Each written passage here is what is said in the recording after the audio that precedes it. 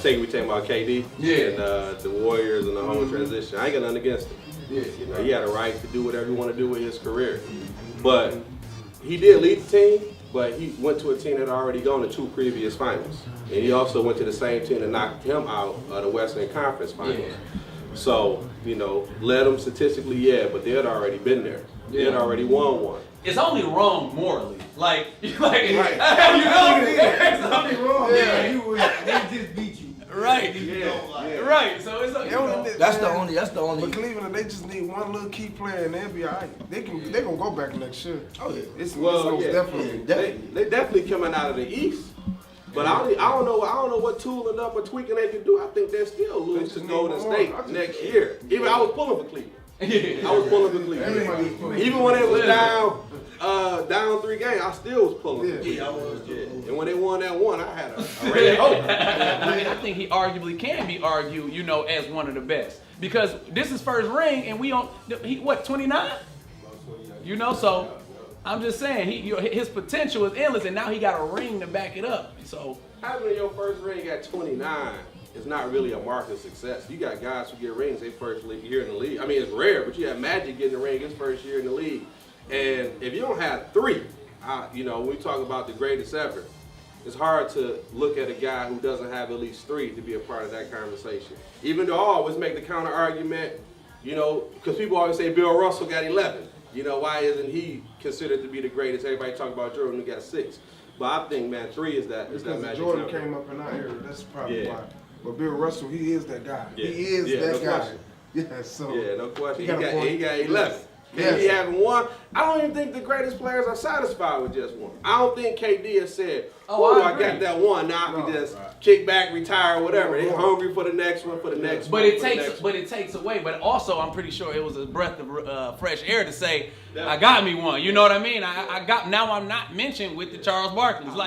But today's topic. We're going to talk about entrepreneurship, man, and we're just going to kind of, you know, take it where it goes. I definitely wanted to start off and ask the question, you know, how important is entrepreneurship in our community or not even in our communities, in our homes?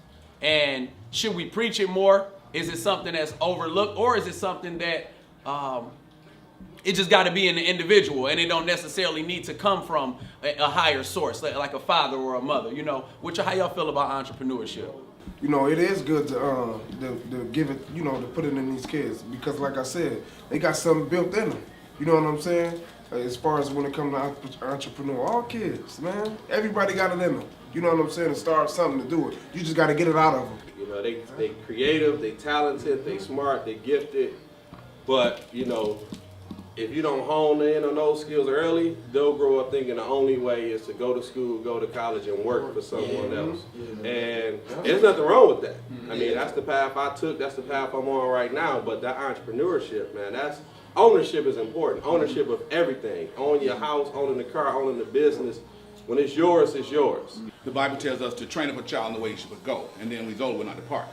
So I think that I totally agree with you with dealing with a kid according to his giftings. What happens is sometimes as parents we try to live vicariously through our kids, okay? And so I think that's an error. I've got to discover the gift that the kids have and then push him in that direction. Another thing though, I would agree with the more exposure. The more exposed we expose our kids to, the more chance we have of discovering their gifting. It's very interesting in the school system. They have our kids selling things like cookies and fundraiser. I think all of those things are part of the entrepreneur. We're seeing whether or not they have a skill set for it. A lot of times as parents though, what we do is end up selling it for our kids. And so they don't develop and see whether or not they have those type of giftings, I think. So I think that is an excellent chance of seeing whether or not they have it. Because it's important, like you say, to own your own stuff. But if a kid does not have the character behind the money, then if he get it, it's going to destroy it. So are we saying every child is capable of being an entrepreneur? I wouldn't say every child, because everybody is better at something different. You know what I'm saying? Like you got somebody can be the best at an entrepreneur, and then somebody can be the best at working at a fast food place. You know what I'm saying? So I wouldn't say every child, but it never hurts to get that guidance or get that path to see if it work out, if it do work out, you know, it do. If it don't, then it don't. Like, How did our cycle in the black community get broken, and what is actually broken? I mean, I just got to say, like, you know, people don't have life insurance, and if they do, it's little to none. When it comes to transferring wealth and stuff like that, that's when the entrepreneurship kicks in, because working a regular job, you probably get paid $7 an hour, $10 an hour. That's not gonna be enough to pass down to your kids, unless if you have two spouses in one house, where y'all can bring in $20 an hour, maybe put a couple dollars to the side for the kids' fun. But when it comes to entrepreneurship, you know, you could possibly make $40,000 in a 6-month period, whereas with a regular job, you only make $40,000 in 12 months. Yeah, absolutely. If that. If that. Well, let me chime in on this. I think he said something very important. We start talking about insurances. I mean, you know, when you start talking about life insurance, you start talking about the black dollar doesn't stay in the black neighborhood till it gets sundown, because we don't support each other. One of the reasons we don't support each other, we know some guys who have talents, but they don't, the character, what time they're gonna show up, if they're gonna show up. You know, you got to give them front money, because they don't have the financial wealth to do our deck, let's just say. And then some of them, when they get your money, they do a half job and don't come back. So it's hard to support a guy or a business, even if they're skill set, if they don't have the character behind it. Right. So one of the things that we have to do is, when we start our business, is we have to be men that follow up and follow through with what of high integrity. If we do that, then we will support. I mean, we're here because this barbershop has integrity. It does what it says. I know Jerm is an entrepreneur himself, so Jerm, what tips would you give, you know, as an entrepreneur, or what inspires you? Come on, let me see. Hold on, what I gotta do? I went to school for like a year. I hated clocking in every morning and putting in 8 hours to somebody else, and I can put that same 8 hours into myself. And it's like, if I put them same 8 hours into myself, like how can I lose? You know? Absolutely. Jeremy was an entrepreneur ever since high school, though. You know, and I jokingly tell Jeremy this story all the time. I remember when the first iPhone came out, he had it and was willing to sell it. About something new, about something better. It's like everything he had was for sale.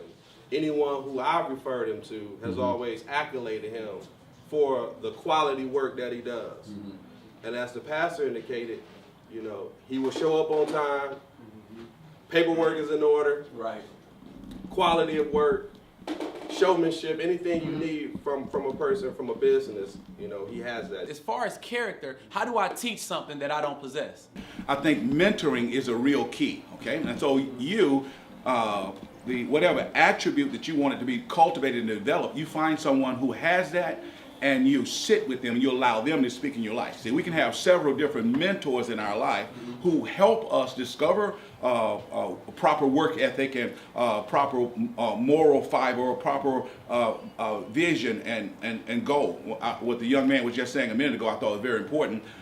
When you start talking about a business, you got to have a 5-year plan. You got to have something on paper so the bank can see. You got to have some kind of statistical analysis that's showing what you have done, and so they can find the potential of what you can do, because you're learning how to sell yourself. And so I think that, back to your question, is we have different mentors. You can have a financial mentor that I can copy off of his work ethic.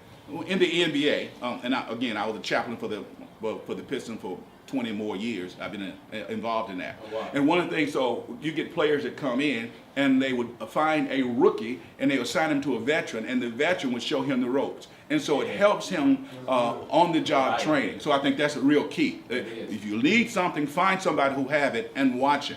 As you watch them and work with them, sow your time with them, then there's what we call a transferring of anointing, or a transferring of character from one individual to another. This is another thing in our community we got to work on, is giving our gifts. Is realizing what our gift is and then giving it away, right? And that goes back to the mentorship. I think now, Jerm, that you were so self-motivated, which is amazing. So now you got to give that motivation to somebody. You got to get that mentorship, you know, provide that character, you know, or just give the whole, you know, lay the foundation for somebody else who may not obtain it. And I think that in our community is so important, man. You know, it's just a transfer of knowledge. I know we got Father's Day. Is it any fathers in the house? Oh yeah.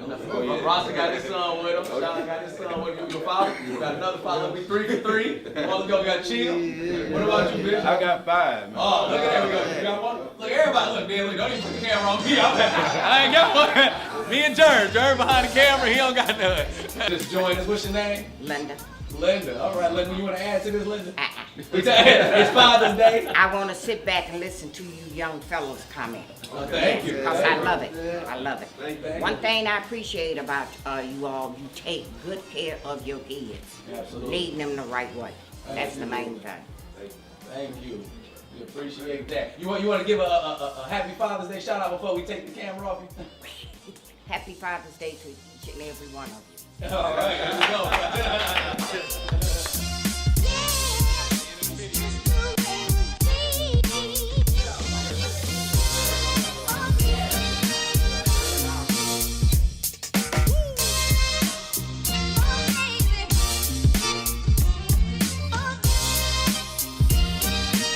As an entrepreneur, how do you make time for the things that's important? How important is it to make time?